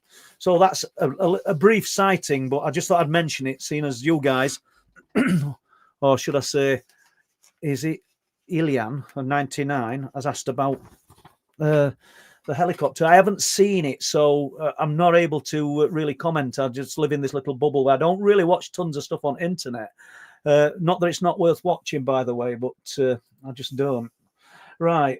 Lee Roscoe, as he's just said, Wolflands is available on DVD. Oh, a great present for Christmas. What a great idea, Lee. Yeah, well, it is. And if you bought a DVD tonight, it'll be in post tomorrow. That's how it is. Very rarely do I sort of not send them out the next day. Right, let's have a look what Rick Allen's got to say. Paul, technology explains most of the phenomena. When UFOs interact with our technology, it's clear they are far more. Yeah, you're spot on, Rick. You know, it's clear because what technology have we got to capture this phenomena? You know, we've noted, particularly in mid-2000s when I were up on Wolds a lot, East Yorkshire Wolds with Steve Ashbridge, and at back of Staxton Wold, when we saw those orange lights, literally 5-10 minutes later, there's jets just screaming around the area. And these aren't lights that have been spit out by an aircraft as in flares and things. These lights, sometimes they were quite, I don't mean like within feet of us, but they're quite close. There's no sound. They're literally just coming on. You'll see 1, 2, 3, 4 burst into some kind of line of yellow orbs that look like light bulbs in the sky and switch off and then appear in a different part of the sky, same sequence of events. And then a short time later, the military aircraft would come. So they were aware of them, but they couldn't get near them. Same as the diver at I think it might have been 1979. I think they call him Peter Fergus. Well, I know they did. And he was diving with a Flamborough fisherman. I'll not set name at fisherman, but Peter sent me a report and he didn't mind me using his name, but I'll not set name at fisherman. And they were using this fisherman's boat, obviously. and he were between his deep sea diving jobs. So he were collecting lobsters from seabed, and they were just doing that between themselves and earning money doing that. They're going down with in his diving suit. There'd been a massive swell on that day. All this sort of sea were churned up, so there's nothing really that they could do. But the fishermen, knowing the sea well and knowing the ways of it, said there's going to be a lot of mussels and winkles all washed up in a particular cove, been ripped from rocks and what have you. Sure enough, they went round and they filled bags and bags with these winkles, which I talked about other week, and I couldn't remember the name at Pickle Place, but I think it was Herman's Pickles, and God knows why I've remembered today. Ian maybe mentioned it at the time. But what am I getting at? They stopped for a break, and he sat just observing on a beautiful day, and there's a little cloud, a little sort of oval cloud that slowly cleared to reveal what people today would call the Tic Tac. There's just this object, white or silver or white silver coloured in the sky. He's no sooner clapped eyes on it that it drops vertically straight down to the ocean, but just literally just hovers above it for a split second. Then it's gone. It's off to Filey, and it's literally just that's it. That's the sighting. Sees it, drops to surface at water, and it's off to Filey. He said within 10 minutes. Within 10 minutes, 200 foot above them, 2 RAF Lightnings just literally ripped through sky in direction of Filey. So they know these things are here, don't they? But like Rick says, we might have the detection equipment to sort of detect when these things are in our airspace, but we can't get near them. It's just like with us. And our limited budget and limited resources, things are getting better. We are actually managing to record things via the thermal cameras that we'd never had years ago. Who's to say that in 10 years' time, 20 years' time, when I've stopped breathing, that there isn't enough technology out there for everyday Joe to capture even more of this unexplained phenomena? Because it's streets in front of us, isn't it? Let's face it. Even the ghost phenomena, even the subject of ghosts and hauntings, and you get groups of people going round. Nobody captures it really, do they? We capture voices, or electronic voices and things, but nobody gets a clear picture of a ghost. And I'm not having a go at these people saying they don't exist, but there's an implied super intelligence there. There must be, really, in many aspects. I know you've got your residuals where people talk about a legion of Roman soldiers walking through a cellar. I think it's in York somewhere that's seen. It's almost like a tracing of something in time. But for the most part, these spirit energies, or they seem as one step in front of us as regards us managing to connect with them. Yet they want to reveal themselves. What's the connection? What's the draw? I don't get it, but I don't get lots of things. So let's have a little look. We've got Rick Allen. We've done that one, Rick, haven't we? Right. Let's have a look. Jane said, Paul, didn't realise you did truth-proof mugs. How can I order one, please? Just contact me, Jane. We'll sort something out because, as I say, we're only today that Martin said you ought to start doing some merch and doing it so I'm not, I post all these. Obviously, there's Amazon Kindle, so if you wanted the electronic book, that's nothing to do with me. They are my books, but they just get, I don't know how you do it, but whatever process you use. But anybody buys the Truth-Proof books through Amazon or through eBay, via the website, I post them all out. And I do that with the DVDs as well. And probably that's why I've not got as over involved with the mugs and the T-shirts and things. But I think there's ways of doing that now where I don't even have to touch them, isn't there? So that might be a way to go. But get in touch, Jane, and we can sort that out. Not a problem. Let's have a look. Right, let's have a look. What's this? Martin, could it be electrical induction from cables interfering with the systems?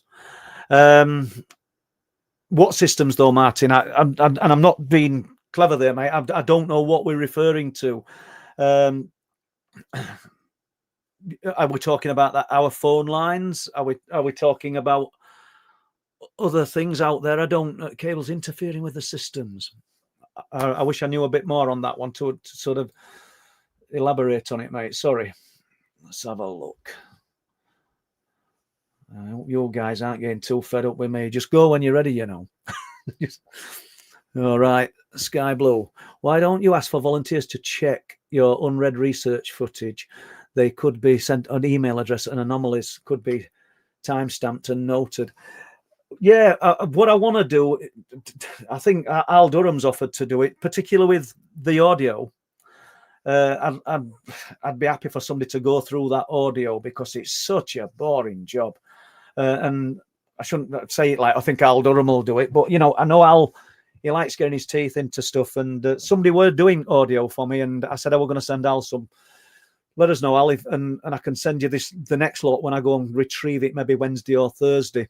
And just I don't know. You'll not. It's not. It's brilliant when you come across something unusual, but it's so boring. Just looking at these waveforms, and sometimes it's not even showing up on waveform, and you've got subtle sounds that you just miss because I just can't be bothered to listen to hours and hours of that. I've just got far more better things to do, I think, in my life.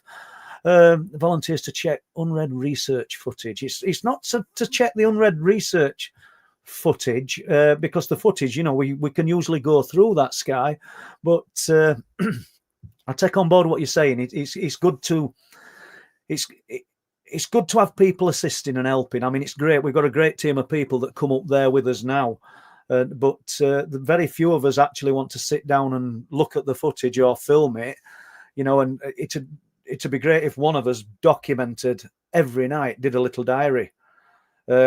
Jack's pretty good at things like that, so you know we might allocate that task to Jack. But because he likes making note of everything, do you know what I mean? We said you were on about stuff other week, right? Let's have a look. Did you ever speak to the guy who was claiming camping with his sons and said he had a dream about being taken from a tent? I spoke to him last week and he wanted to come down and see me. I had to put him off because of things that are happening for us. And this is absolutely true. And he might even be in chat. And I've no need to say his surname, but his name's Michael. If he is, he knows exactly. That's an incredible story. And that were in, was it Pinchenthorpe Forest? I'm not certain. Up top end anyway, North Yorkshire. And basically, do you want me to do this? Shall we do this one? And there's nobody can do these stories better than Witness, you know. You know, and it's great if he'd come on and talk about it. And he's agreed that he will come on and talk about some of these things. Took his children wild camping. And when I look at his pictures, you know, it's his life. He's all over the place. He gets all over moors. He gets all in loads of different locations. You look and he's got something else on, and he's been at Falling Foss, or he's been at Gothland, or he's been somewhere else. He really gets out and about, and is a proper outdoorsman. So he pitched his tent against a dry stone wall. I think it was Pinchenthorpe Forest, close to it anyway. Could we get that wrong? I'm not certain. So I think he said the sheep in field at the other side of it. It's a pretty sludgy day. Takes his children for a walk into woodland. Before they come back into the tent, makes them take the shoes off. He takes his own shoes off because he don't want to tread sludge and everything into the tent. It's difficult this, you know, having remembering details, because if I say something and it's slightly wrong, somebody's going to have heard this story before and they jump all over you as though you're lying. But you can't, you know what I mean? I've not got a photographic memory.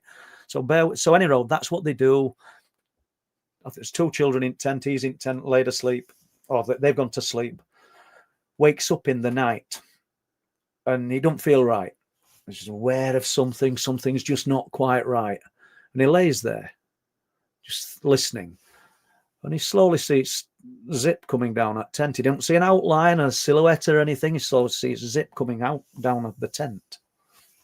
And a body comes into the tent, head and shoulders, and a long, thin arm that's covered in fur. And he's looking at this thing. Probably I'd be looking like, you know, so he's looking. It looks at him, touches him on the forehead, and he falls. He's gone. He's out. That's what happened. That's what he says. Gets up in the morning. I think he did that twice, actually. But he gets up in the morning and the tent is covered in sludge and leaves and the feet are dirty. And the kids wake up, the children wake up, and they're both saying that they had a strange dream last night. I said they told him about the dream that they'd had, and they said that a hairy Chewbacca or hairy Chewbaccas were their words, took them from the tent, and I'm assuming Dad as well, carried them across fields to a UFO. What a story! What a crazy story! What an unusual story. And it's not changed. And Michael must have told me that probably 7 or 8 years ago. So not that matters. How it could be yesterday, but it's an interesting story. So that the hairy Chewbaccas, Gisborough, why didn't I read? Yeah, and Pinchenthorpe Forest, I think, though, weren't it, in Gisborough, which will not be far probably from where Al Durham is. Let's have a look here. Let's have a look. We've got 360 people in here, so I hope.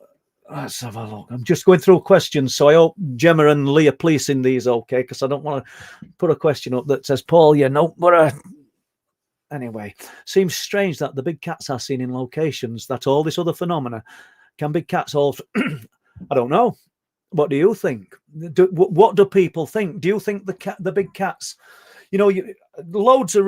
When I put the one on where I went into North Yorkshire with Chris Wright, and Chris had been speaking to a retired gamekeeper, and the gamekeeper had told him he'd seen these. I think he said it was Springwood, and he'd seen what he called panthers, black panthers, and loads of people jump all over it. So there ain't any such thing as black panthers. I think just.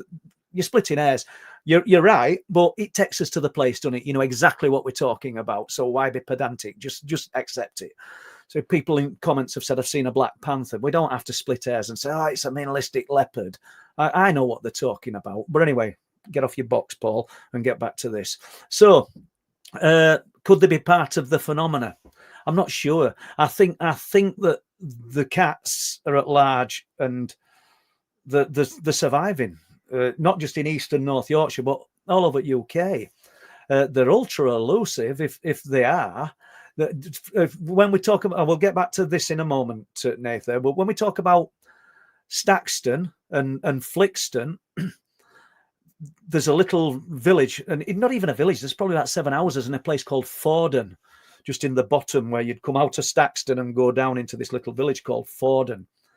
And there's a guy that lived at Forden who contacted me on numerous occasions and saying coming home late at night after he's been working, because his job involved working during the night, he'd seen a black cat crossing the road at the top of Staxton down to Forden. There's a pond there.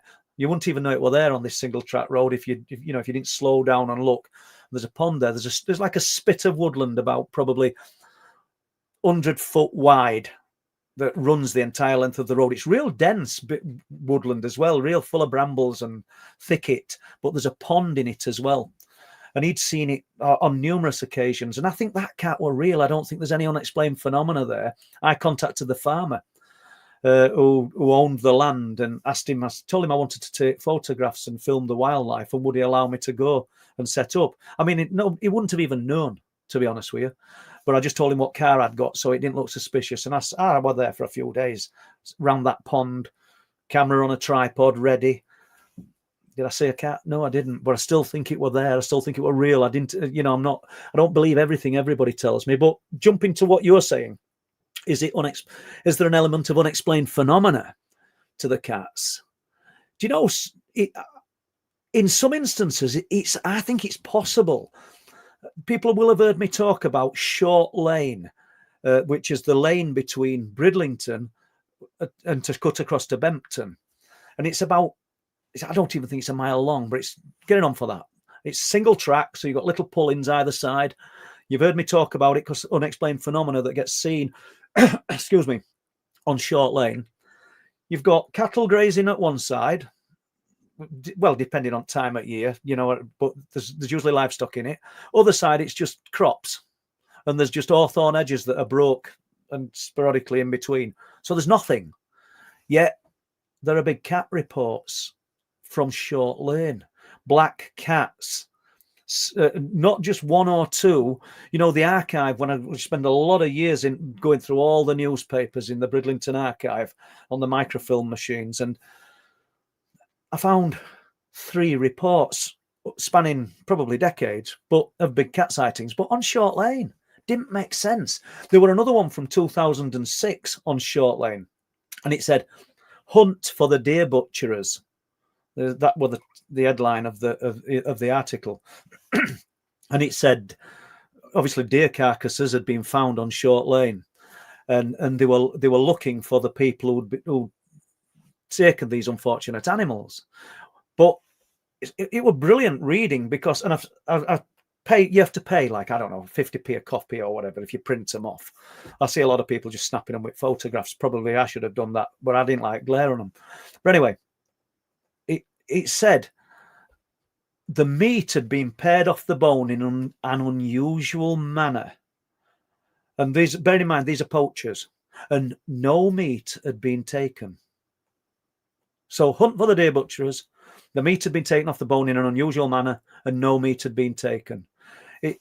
That sounds weird to me, if I'm being truthful. What were the unusual manner? I never got to see that. Obviously they're not going to show anything graphic like that, are they? So that was on Short Lane, 2006. The same week, sorry, the following week, up on Waldgate, another place where there's a lot of unexplained phenomena occurred over the years, which is Waldgate Crossroads, which is on an old Roman road. They found more deer in a similar fashion. The headline wasn't "Hunt for the deer butcherers," but they found more, and they described how the meat had been pared off the bone in an unusual manner, and no meat had been taken. That don't sound like poachers to me, does it you? It sounds like something highly unusual is taking place to me. Do you know, we're at Waldgate, we used to take Laura. I don't know if I've not seen comments or chat, because I've just kind of froze it as I'm going down questions. So if you're in, Laura, I hope you've got home safe, love. We used to take our Laura to karate twice a week. And rather than drive home, which would take me 15 minutes, I'd just drive up to Waldgate, because it's just out of bridge, which would take me 5 or 6 minutes. And I'd have an hour up there. And I parked at Waldgate Crossroads, and I'm just parked there back at the side of what's called Sands Wood. You can Google any of these places, people. They'll be there. It'll show up on Google Earth, I would think. And I got out of the car, and Mary were with me. And it's a car. I think I had my van. And I'm talking to Mary, and I just look up into the sky, and it's dark. And there's what I can only describe as, it sounds ridiculous, it looked like a string of sausages with little gaps between them, and they were amber in colour. And as I looked up, and the camera I'd got, so we can see how far back I'm going, I'd got a Sony VX2100, which were a good camera of the day, still a couple of grand camera. But as fast as cameras going on, and I'm hoping I can film them, they're just slowly evaporating. But they weren't spheres of light; they looked like little sausages in sky, just crazy. But do I see more than my fair share? Does Linny see more than his fair share? Does Pete? Does Chris Mack? Does Jeremy? I think we do, yes, because we're putting ourselves in those locations, and if you're sat watching TV, you're not going to see it, are you? And no slant on anybody watching TV. Good on you. Right. Route to connecting with the phenomena, it goes off in a different direction, which is very frustrating. I mean, look how the phenomena's evolved throughout time. Look at in the 1800s, the wave of airships. We know the late 1800s, we know that they would have been developed. But if you look at the reports of the airships and the places that they were said to be seen, they shouldn't have been there. And the speed that they retracted into nowhere doesn't sound like an airship. And then we don't see airships now, do we? We don't see phantom airships, do we? Flying saucers, 1950s, 1960s, metallic flying saucers, which would be incredible. I wish I'd got a chance to see something like that. But I dare say they get seen, but we don't really see things like that anymore, do we? Then we've got the tic-tac type objects, but then we're sort of going into this metaphysical realm now, where things are almost there, but not quite there. We've got our heads in gear with the thermal cameras, because we realize that there's things that they can see that we can't see. And I keep jumping back to a bit of thermal footage I've got on cliff tops, the bit that Carl Dan got, the incredible bit that Ian got. And we wouldn't have seen them, but we know that there's a reality. We know there's something else out there. What's interesting as well is we've not seen those objects on thermal since. I mean, maybe what we should have done was just recorded them and never spoke about it. But then again, I say that, and I think it's inside your head as well, whatever it is. I think it can actually read your thoughts and what you're saying as easily as what I'm talking now. But what do I know? Let's have a look. I wonder if the phenomena, stroke ghosts, etc., think that we were the phenomenon. It's fascinating, Rod, isn't it? That deceased and the thought of ghosts. It's difficult, isn't it? Because we see our loved ones. Are we being tricked? I'd like to think we weren't. I'd like to give comfort to people who have seen their loved ones and take that with them. That somebody's took the time to try and, I don't know, not necessarily give a message, but just come back and there is something after this. But I don't know. I'm not sure they would think we're the phenomena. But I don't even know why I'm thinking that. But basically, I suppose we're talking about ghosts. And if you see a deceased loved one, you would like to think that they'd know you weren't the phenomena because they've been where you are at one point during their existence. Almost a life, because they're obviously alive somewhere else. Just another type of life, another type of real. It must give people great comfort knowing that there is something after this. And especially people like me, I'm a bit closer to it than a lot of you guys, maybe. I don't know, but there's no we can do about it. What I said the other day, and you'll not hear this anywhere else, I said it to our Gemma. I said, life is a good opponent, but death knows no equal. You'll not hear that anywhere else. I think I wrote about it in Night People, not that it matters. So there you go. Let's have a look. Talking podcast, 12 months this month for Howard Hughes. Yeah, absolutely. And I were hoping we were going to do a Howard Hughes tribute, not necessarily on Truth Proof, although I would have done. But they were taught, certain people who've been close to Howard were going to organise, with my help as well, a tribute to Howard. So if any of you guys are listening and you still want to do it, I would love to do it, because I thought the world of Howard Hughes, and what an absolutely brilliant man he was. Only thing that Howard ever did, in my opinion, for the subject of unexplained phenomena and for the people involved in it, which is you guys and people like myself, which are no different, were help. He just helped people. He just you didn't hear Howard talk bad about anything. So great to just mention Howard and just sing his praises, because what a lovely man Howard Hughes was. Absolute diamond. Let's have a look. Evening, Paul. Freezing Carlisle. Could you play that howling sound from Dane's Dyke before this car comes into service? Hey, Michael. Oh, yeah, good to see you there. I've not took note of name there. Do you know what I'm like, Michael? I'll look a complete fool, because I'll be fumbling around on computer looking for it. So I'm going to have to say no. But I wish you'd have messaged me beforehand, mate. I'd have set it up to play. But always good spending time with Michael. And anybody that doesn't know, Michael's the guy that had that incredible experience in Danes Dyke on October the 23rd, 2023. And fascinating what Michael saw, absolutely, and in daylight as well. And what's interesting, another guy's got in touch with me, and he's allowed me to record him, just audio. Doesn't know anything about Michael's case. He said, have you got any reports of strange sounds? He says, I was close to Danes Dyke in 2023. I think Michael's, let me get this right now. Yeah, Michael's were October the 19th, 2023. This guy's was October the 23rd. And he said, sometime in early hours at morning, I can't remember at time, 2:50 tells me, it says I'm about there, but I might be wrong, but what does it matter?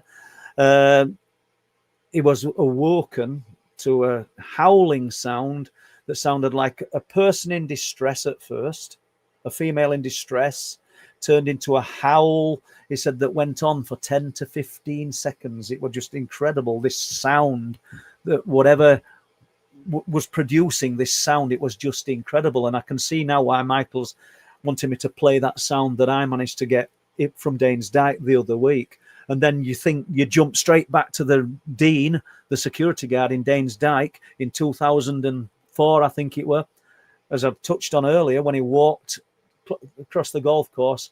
He said this thing made this howling sound that hit him in the chest like a sonic boom. And his 3 Staffordshire Bull Terrier dogs turned and ran back to his apartment. He said, and they'd never done that before. So sorry about that, Michael. I'll get that lined up, and we'll probably play that then next Sunday. Just give us a little nudge in week, because we could play a lot of these. I've been hoping a few weeks ago, Jeremy, as I played a little bit of what Jeremy managed to film on the cliff tops, incidentally, very close to where Rob saw the eyes, and very close to where Boyd and Phil saw the cat. Jeremy on thermal filmed a figure of a person, and when he put his torch on it, there was nobody there, but he's got an heat signature of a person. So we can probably gather all them together. And if I can get Jeremy to come on, like we did a few weeks ago, we get Jeremy on, get Linny on, maybe get Jack on. Jack's out at country at the moment, but I'm pretty sure he'd still come on. It's literally easy enough to connect. But let's just have a look. Let's go down here, and I said I were only doing an hour. To myself, of course, in my own head. Let's have a look. Random person. Caught any amazing EVP out on Rudston Church grounds? Oh, what did you? Caught an amazing whispering voice saying, it's our guests as we were walking around. We were at the other side of the church. That's interesting. I mean, it's up to you, random person. If you want to get in touch, at some time in week, and you can come on and talk about it if you want, or send it me and I'll talk through it, however you want to do it. That would be interesting, because, funnily enough, Michael's just been on asking about the sound, and he stood in Rudston Churchyard about 6 or 8 weeks ago on his own and said that a voice spoke in his ear. And I don't want to say what it said, because I'll probably end up getting it wrong. That was something that I hadn't kind of documented, but it was something about witchcraft, funnily enough. But so that's great that you managed to catch that. We've caught things on audio as well as in voices. I know we've just been talking about the strange howling sounds, but we've caught voices, and we're particularly, I've noted that whatever it is pretty insistent on saying my name. We've heard my name spoken a few times on cliff tops, and it's not being us, which is interesting. Let's have a look. John Paul, what's John saying? Hi, Paul. I think there are many levels of the unexplained. Much like the known natural world, the phenomena is just as complex. So an otherworldly dog playing with our dogs is a possibility. Yeah, I would agree, mate. Yeah. And, I speak to a fella quite often called Rex. I know that's a dog's name at times as well, so no disrespect, Rex. He'll listen to this, and I hope he'll just laugh to himself. But the point is, it were Rex that was saying to me, maybe some parts of the phenomena are just like a dog, that's when it's off its lead and it sees a person, it just runs up to him and it gets its head rubbed and gets a fuss and gets spoken to. Oh, hello. It hasn't really got a clue what you're saying to it, has it? You know what I mean? It knows a friendly voice or it knows a harsh voice, but maybe some parts of the phenomena are just curious. Maybe that's what some elements of it are. It's not all supposed to be super tech that's light years in front of us. But then again, I say that and I contradict myself, because if it's low intelligence, then why aren't we catching it out? I don't know. Every argument has a sort of counter argument, but I get what you're saying, John, and I think we're on the right page. Let's have a look here. I think Mr. Blue... that was brilliant, weren't it? Yeah, forgot about that, Bob. That's brilliant. So Mr. Blue Sky on the car radio was a communication. Absolutely brilliant. So, do you know something? I'd not connected until you just put that on, Bob, about what me and Chris Mack heard, and my phone springing into life and talking about static electricity. So let's now jump back to 2007, 2008. And there's myself and Steve Ashbridge on the Wolds. We parked at Cottam, close to a couple of farms. I'm not sure which farms, but close to a couple of farms, and we parked there. And you're not talking about unexplained phenomena all night. You talk about all sorts. And Steve likes music, and he was talking about ELO, the Electric Light Orchestra. Some people know exactly who I'm talking about, the band, and others won't. But regardless, that's what he was talking about. And I said to Steve, there's only one ELO record that I've ever liked. And we're in the middle of nowhere. We're just up on Wolds doing his own thing. We're in Steve's car. And I said, oh, which one was that? And I said, Mr. Blue Sky. I said, that I quite like that one. And so that's what I said in conversation. We're doing this thing. We're looking for these orange spheres of light. We've got a farmer up at Staxton who can't see us, but we can see RAF Staxton Wold. And we know that he lives literally at back of Staxton Wold. And he's in constant conversations with us, telling us if he's seen these orange lights. This is the guy with the cams that were filming 24/7. So anyhow, that's that. Just a little element that I've just chucked in there, or thrown in. So with that said, we're up there for hours. Gets cold, and we said, well, we'll head back, shall we? So we have to drive through Cottam and then get to Octon. But I said, yeah, that's fine. We'll get back. So bearing in mind, we'd had this conversation, and Steve had said there's a subliminal message on that record, this Mr. Blue Sky. I said, oh, is there? Yeah, he says, and apparently it says, I didn't know this, please turn over, or worse that effect. And we jumps in the car, starts the car up, the radio comes on, and it's just saying, please turn over. And we both looked at each other, nearly jumped through a roof. That Bob, I don't know. I don't even know if it's got to be coincidence. But if it's a coincidence, it's one of the most incredible coincidences that's ever going to happen in my life. It's not life changing, is it? Let's face it. It's a record, but that's what happened. That's exactly what happened. And Steve's always blown away by it whenever we talk about it. But what are the chances of that happening? And that even chances of turning radio on and Mr. Blue Sky coming on when you're driving home. Saying, bloody hell, we were talking about that. But to actually be at those words that we'd talked about, and we didn't just jump in car and it happened. It weren't a cassette or a CD. On radio, it just come on. Nuts. Absolutely. Forgot about that. And it's a bit similar to what happened with Chris Mack. So, yeah, absolutely. Let's have a quick look here. Mr. X, indeed. All the age of disclosure did for me was... me off big time. The main big reasoning being people on it telling us about a bit of what they know.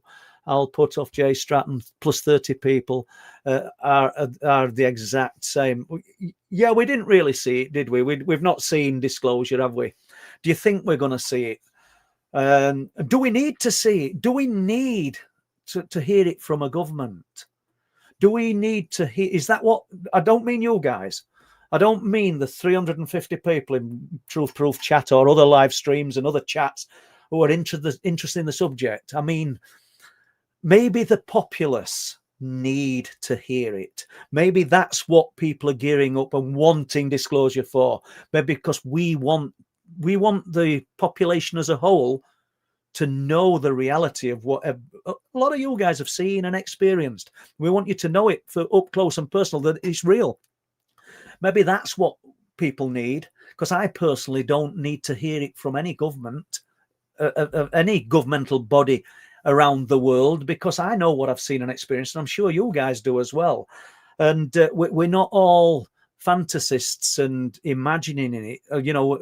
It's easy to see and imagine some of this phenomena. Yeah, like we've said many times, or I have, you can see Jesus in a slice of toast. If you look hard enough, you can see dogmen in photographs if you want to find them, but they're not there. It's pareidolia. But a lot of the phenomena, I mean, just craziest phenomena, like Mr. Blue Skies we've just been talking about. Is that a phenomena? Is that just some quirky coincidence, a 1 in trillion coincidence? Maybe that's all it is. But there's a lot of other things that have been seen and experienced that aren't, and it's the true phenomenon. The true essence of unexplained phenomenon. We don't need a government to tell us that this is real or not real, do we? We really don't. So I agree with Mr. X indeed. We'll just go down a little bit more and let's have a look. Oh, you're here again. People who've been calling us crazy since forever, Paul. I found it highly infuriating. I just roll with it. Do you know what I mean? Seriously, I know what you're saying, but in grand scheme of things, you know your truth. And I know mine, and you don't need somebody to tell you that this is real or it isn't real. And what you certainly don't need is somebody to tell you what it is, because invariably they won't know what it is. They'll have their take on what it is, and it doesn't mean that they're not right, as in that they've got some element of it right, or I've got some element of it right.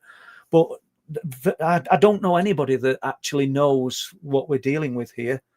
And I certainly don't think the governments of the world know. If they did, well, they wouldn't keep searching for answers themselves, would they? I really don't think that they do anyway.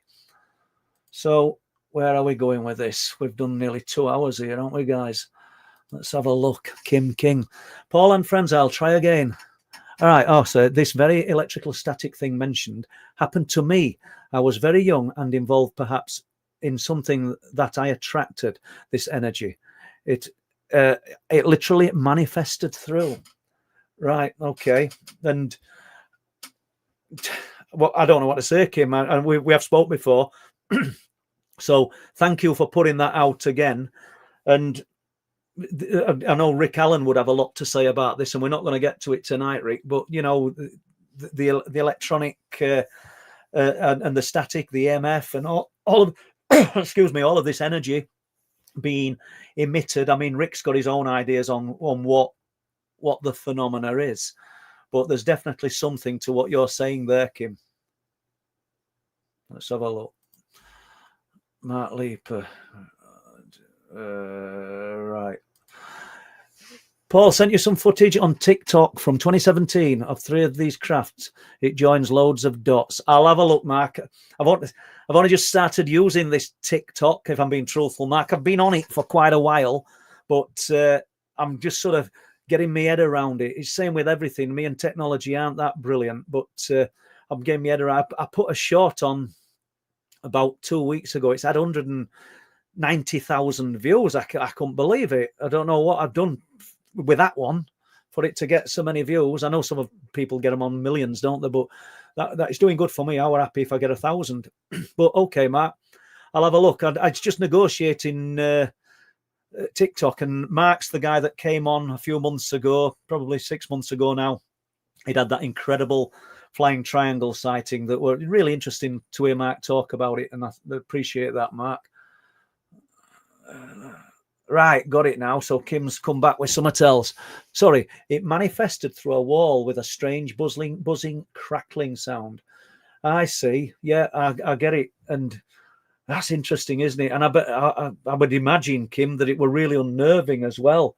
And as I say, I don't know about Darren, who we met incidentally. We're up on Cliffs with Chris Mack on Friday, and I had to have talked to him about it, to be honest with you, but I don't know whether the crackling sphere of light that he heard above him unnerved him. I don't know.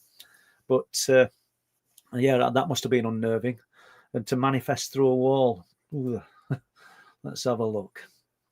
We're going to just do a couple of questions, guys, and then we're going to I'm going to go and have a cup of tea. And thanks for moderating, Lee, Gemma, and everybody that's been in chat. Just appreciate it. I can't believe we've stayed with it, but because we haven't really covered out in any detail any cases, have we?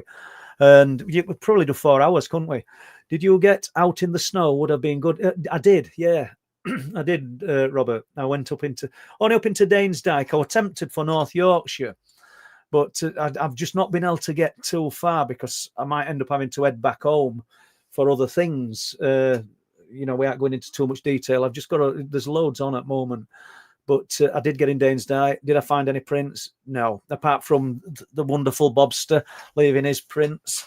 and that were about it. But and I'd say I got in to put the voice recorders in and 2 trail cams, and isn't it weird? I'm more interested in these unusual sounds at the moment as regards what's coming out of the dike than I am the trail cams, because they're not producing anything. I've got to be honest. But the sounds coming out of the dike are quite interesting. Although those few, just little nuggets of somethingness, if that's even a word. Let's have a look. Mr. Lennon's ghost. Oh, right. Scientists suggest there's more evidence to say UFOs aren't from space, but are time machines from Earth's future. Any thoughts? There's a good. Why not? Why not? Did not some of the players in the Rendlesham Forest incident, and I don't want to say a name because I might have got the wrong name, think that they were, visitors from our future coming back to us? I mean, who's to say? I don't know if there's such things as time machines. It'd be hard to know whether you could jump into future if future's not got to that point. Or am I talking crap? I don't know. It's difficult, isn't it? If you were the first person to develop a time machine and you'd never been into future, where would you go? You'd have to go back in time, wouldn't you? Surely you couldn't go into the future, because if it's rolling along, would future exist? It's a bit deep for my little brain, this. I don't know. But, let's have a look. And the summit here, I've got to put it up. Underpants for Jack. Right. Look at Linny. He's got to lower it every time, hasn't he? But I have to put it up there. So there we go. Right. Steve or Willie Howe. Let's just have a look. We'll see if we've got one more, and then we'll. Right. Let's have a look here. Let's have a look. The picture behind you with a little boy on the bottom would make a banging truth proof. Yeah, I've got some of those, Robin. I've actually got some done. They're in colour. They're like that. So, yeah. And Jason Davis did the cover of For Night People. And I spilt a cup of tea all over that. Well, 3 of them, actually. Did well there, didn't I? So, yeah, I think when Martin spoke today about the merchandise and some cups and T-shirts and other things, and maybe it's a good thing. And maybe I ought to invest some time and thought in that. I really did, because I know it's been brought up tonight as well. Let's have just a quick look right. Let's have a look here. Richard Mason. Paul, have you had any more stones, pebbles in the house? No, I haven't. I wrote him months ago about the same thing happening to me as well. In the past 2 days, it started again. Well, that's interesting. Right, we'll make that our final thought. So Richard's saying that past few days, there's been a few, we'll call them apports, there's been things appearing, dropping in the house. And I know that one of our team on Cliff Tops saw something out of the peripheral in his house. And I think his wife said, have you just thrown that at me? And he hadn't. And something dropped. They heard the thud, went to the actual thud. And when they went to look, there's nothing there, but he saw it drop in peripheral vision. We've had little pebbles appear on the laminate in the hallway and in the kitchen. Not for a while, but let's just put that thought out there. Let's see if anything like that happens, and you guys do the same. Be interesting, wouldn't it? An interesting little experiment to finish on tonight. So thanks for that, Richard. And on that note, seriously, thank you, everybody. Sunday night, I were only going to come on and natter for an hour. We've done 2 hours, and I'm pretty sure we could do another 2, to be honest with you. I hadn't even touched on material that I've got to talk about with you guys, because you've been brilliant and given me loads of questions. So I'm going to see you all next Sunday. Gemma, Lee and Alison usually, but she's at Adamant tonight. Thanks for the moderating that you've done. Sorry for any questions that we didn't ask. See you next Sunday, guys. Take care and bye-bye.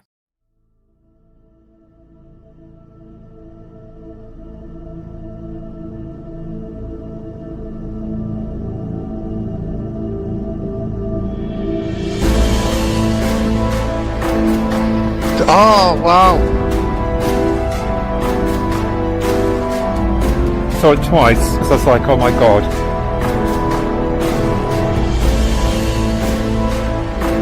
That was just weird.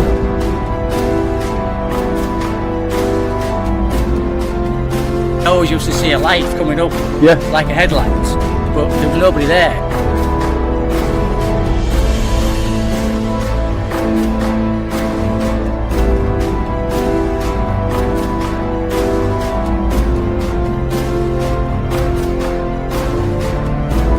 Oh, it's just disappeared.